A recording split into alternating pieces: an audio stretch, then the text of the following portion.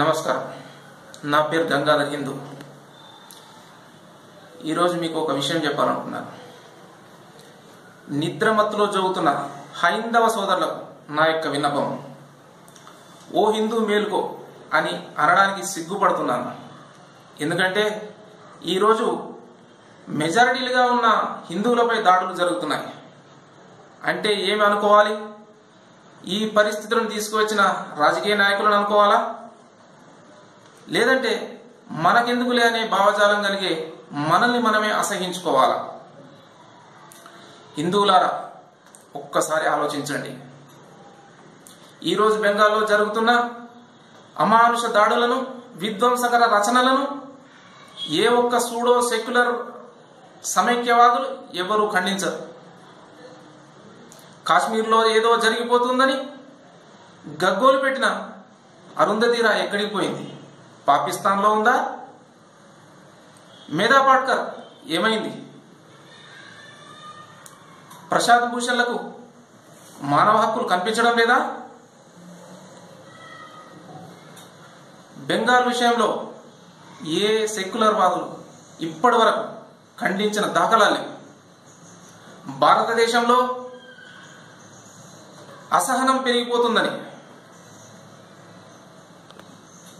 తమ అవార్డులను సైతం ప్రభుత్వాలకు వాపసు చేసిన అవార్డు వాపసీ గ్యాంగ్ ఎక్కడికి పోయింది?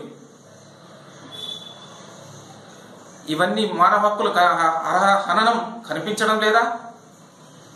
కండ్లు ఉండి కబోతులయ్యారా? అందుకే హిందువులారా, ఏకం కావాల్సిన సమయం ఆసన్నమైంది. ముందుగా కులము, ప్రాంతము అని పక్కన పెట్టి ధర్మం, దేశం అని ఆలోచించండి. మీకు ఒక్క విషయం చెప్పాలనుకుంటున్నాను. చెడ్డవాడి దుర్మార్గం కంటే మంచివాడి మౌనం అత్యంత ప్రమాదకరం ఈ దేశానికి, ఈ ధర్మానికి. అందుకే మా హిందూ జనశక్తి ఒక పాశుపదాస్త్రం లాంటి ఒక వెబ్సైట్ని తీసుకొని వస్తున్నాం మేము. అదే హిందువులను ఏకం చేయాలన్న ఉద్దేశంతో hinduvotebank.com. ఇది మీ చేతిలో బ్రహ్మాస్త్రం. ఏ రాజకీయ నాయకుడైనా కూడా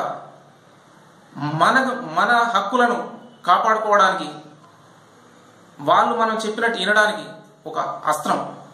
దీన్ని మీరు ఆదరించాలని, మీ అభిప్రాయాలను మా hindujanshakti.comకు పంపించాలని నేను కోరుకుంటున్నాను. చేయి కలుపుదాం.